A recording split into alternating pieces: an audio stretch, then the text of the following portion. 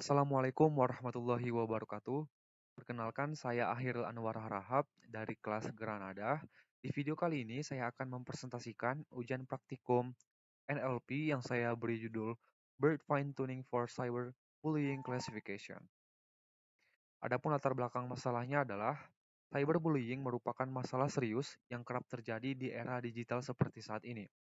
Dengan semakin meluasnya penggunaan media sosial dan platform online lainnya, cyberbullying menjadi semakin umum dan sulit dideteksi serta dicegah. Untuk mengatasi permasalahan tersebut, dapat diatasi dengan salah satu teknik dalam Natural Language Processing atau NLP, yaitu BERT atau Bidirectional Encoder Representation from Transformers, yang dapat digunakan untuk mengklasifikasikan pesan cyberbullying dengan akurasi yang cukup baik dibandingkan model machine learning. Nah, melakukan fine-tuning BERT pada dataset yang telah dilabeli dari pesan-pesan cyberbullying dapat membantu untuk mengembangkan model yang kuat dalam mendeteksi dan mengklasifikasikan pesan-pesan tersebut dengan akurasi yang tinggi. Diharapkan, dengan melakukan klasifikasi ini dapat mendeteksi dan mencegah cyberbullying yang kerap terjadi.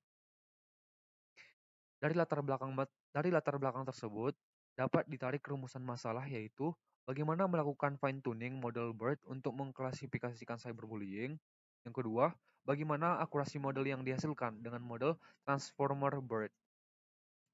Nah, adapun data dan variabel yang digunakan adalah data yang digunakan diambil dari GitHub, kemudian isi datasetnya terdiri dari 400 data, di mana terdiri dari 3 kolom, yaitu kolom pertama ID, kolom kedua sentimen, dan kolom ketiga Instagram comment text. Nah, untuk sentimen sendiri ada dua, yaitu sentimen negatif dan sentimen positif. Nah, kemudian adalah pre-processing data yang dilakukan. Ada 4 pre-processing yang dilakukan, yaitu case folding, yang kedua encoding, yang ketiga feature selection, dan yang keempat adalah train and test data splitting. Untuk penjelasan lengkapnya akan kita jelaskan pada saat hands-on. Kemudian model dan parameter yang digunakan adalah menggunakan model berbasis transformer BERT, kemudian dengan parameter epoch 5, batch size 32, dan learning rate 5 dipangkatkan 10 5 dikali 10 pangkat negatif 5. Baik, karena tadi kita akan menggunakan dua model encoder, yaitu ordinal encoder dan label encoder, ternyata menghasilkan akurasi yang berbeda, di mana ordinal encoder menghasilkan akurasi yang lebih tinggi, yaitu 97%, sedangkan label encoder menghasilkan akurasi yang lebih rendah, yaitu 85%. Baik, untuk melihat lebih jelas, akan kita masuk ke hands-on. Oke, ini adalah hands-on-nya. Oke, kita mulai dari atas dulu ya. Nah, ini adalah hands-on untuk yang labelnya ordinal encoder. Oke, seperti biasa. Baik, untuk pertama kali kita cek dulu. Nah, untuk bird fine tuning for sequence classification ini terdiri dari yang pertama adalah load data, kemudian text processing, kemudian load tokenizer, kemudian input formatting, kemudian load pre-train model, fine tuning, feed forward, and output yang terakhir. Berbeda dengan text classification dengan menggunakan machine learning, pada bird fine tuning ini kita hanya melakukan beberapa step, tidak sebanyak pada machine learning gitu. Oke, biar lebih jelas kita jelaskan dari awal. Seperti biasa, kita import library yang dibutuhkan mulai dari random, numpy, pandas, kemudian matplotlib dan seaborn. Kemudian kita install TensorFlow-nya. Di sini kita gunakan yang versi 2.12. Kemudian kita install transformer-nya, yaitu versi 4.27.4. Nah, setelah kita install library yang kita butuhkan, kemudian kita lakukan data acquisition. Nah, data acquisition, kita ambil datanya dari GitHub Rizalesp dengan link berikut, di mana nama datasetnya adalah dataset komentar Instagram cyberbullying. Kemudian kita lakukan data acquisition. Dalam dataset tersebut ada label negatif dan positif. Negatif di sini berarti komentar negatif, positif di sini berarti komentar positif, seperti itu. Oke, biar lebih jelas kita lihat bersama. Nah, ini adalah isi dataset 5 teratas. Nah, di sini terdiri dari 3 kolom ya, ID, sentiment, Instagram, comment, text. Nah, kita coba telusuri lebih dalam lagi, ternyata dalam dataset yang berjumlah 400 ini, terdapat 200 yang sentimen negatif dan 200 positif. Ini bisa dikatakan datanya balance ya. Jadi kita tidak perlu melakukan balancing data lagi. Kemudian setelah kita lakukan data acquisition, kita lakukan text processing. Nah, text processing di sini yang pertama seperti yang udah kita singgung sedikit tadi, yaitu case folding. Case folding di sini kita bagi lagi menjadi beberapa bagian. Yang pertama adalah mengubah teks menjadi lowercase dengan sintaks seperti berikut. Kemudian kita lakukan penghapusan URL, penghapusan angka, penghapusan karakter tanda baca, kemudian menghapus white space. Setelah itu, setelah kita buat functionnya, kemudian kita terapkan nih ke dataset kita. Dataset yang kita terapkan itu di bagian Instagram comment text-nya aja ya. Sedangkan untuk labelnya tidak kita terapkan seperti itu karena hanya 2, yaitu negatif positif. Oke, setelah kita terapkan, kemudian kita lakukan ordinal encoder pada data label kita, yaitu pada kolom sentimen. Nah, di sini menggunakan 2 encoder ya. Yang pertama, ordinal encoder pada codingan yang ini. Pada codingan yang satu lagi menggunakan label encoder. Nanti kita bandingkan akurasi mana yang lebih tinggi seperti itu. Kemudian setelah kita lakukan label ordinal encoder, kemudian kita rubah nama kolom yang ini Instagram comment text ini menjadi comment. Kenapa kita rubah? Agar sesuai dengan ketentuannya seperti itu. Karena kalau tidak kita rubah, ini nama kolomnya kan ada 3 kata ya dan dipisahkan oleh spasi gitu. Jadi tidak bisa untuk diolah. Jadi makanya harus kita rubah menjadi kata yang lebih simpel gitu. Kita rubah menjadi komen aja. Kemudian setelah itu kita hapus kolom yang tidak diperlukan, yaitu kolom ID. Nah, setelah kita lakukan pre-processing, dari yang semula seperti ini ID, sentiment, Instagram, comment, text, menjadi seperti ini.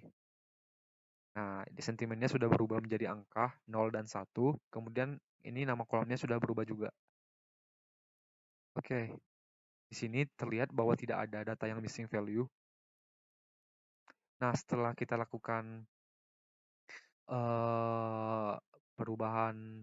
perubahan tadi, selanjutnya kita bagi datanya menjadi data training, data testing, dan data validation. Nah, biasanya kan kita hanya menggunakan data training dan testing ya. Namun di sini kita juga menggunakan data validation. Tujuannya adalah untuk memvalidasi data baru. Data baru jika semisal kita menginput data selain dataset kita seperti itu. Nah, dengan perbandingan 0,2 dan 0,5. Nah, dari pembagian dataset tersebut ternyata data trainingnya menjadi 320, data testingnya 40, dan data validasinya 40. Nah, ketika kita jumlahkan semua, totalnya tentu saja 400. Kemudian, setelah kita lakukan pre-processing, selanjutnya adalah melakukan load tokenizer. Nah, di sini kita menggunakan pre-train model dari Indo Benchmark. Nah, kemudian kita coba lihat nih, vocabulary yang ada pada Indo Benchmark nih. Ternyata ada 30.521. Nah, tiap-tiap vocabulary ini mempunyai indeksnya masing-masing, seperti PAD, yaitu indeksnya 0, UNK atau unknown, yaitu 1, kemudian dan seterusnya. Nah, unknown ini kita pergunakan untuk apa? Jadi semisal di dataset kita ini tidak terdaftar di vocabulary-nya si pre-train tadi. Jadi akan didefinisikan sebagai unknown gitu. Kemudian kita lakukan tokenisasi pada dataset kita. Nah, data semulanya seperti ini, kemarin termewek, SKR lengket menjadi seperti ini, dipisahkan gitu. Oke. Setelah itu kita lakukan input formatting. Nah, input formatting di sini ada beberapa lagi ya, yaitu mulai dari menambahkan token CLS pada awal kalimat, kemudian tambahkan padding ke max length, kemudian truncate, kemudian menentukan max length. Nah, di sini max length-nya masih 50 ya. Ini max length-nya ditentukan acak gitu. Kemudian, nah ini dia. Setelah kita buat functionnya, kemudian kita terapkan nih. Coba kita lihat. Ini dataset kita awalnya. Kemudian kita lakukan tokenisasi menjadi seperti ini. Kemudian kita input IDS-nya. Kemudian kita lakukan token type IDS-nya. Kemudian attention mark. Nah, yang perlu kita perhatikan di sini adalah attention mark-nya. Itu tadi kita buat max length-nya 50 kata ya. Nah, sedangkan kata di dataset kita atau di dokumen pertama itu tidak sampai 50 kata gitu. Hanya sampai di sini. Nah, angka berikutnya ini kan harus sampai 50 tadi. Jadi kalau semisal nggak sampai 50, itu ditambahkan angka 0 gitu. Nah, kalau semisal lebih gimana? Kalau lebih harus dipotong gitu. Makanya kita perlu untuk memvisualisasikan data kita terlebih dahulu agar kita mampu menentukan max length yang pas gitu.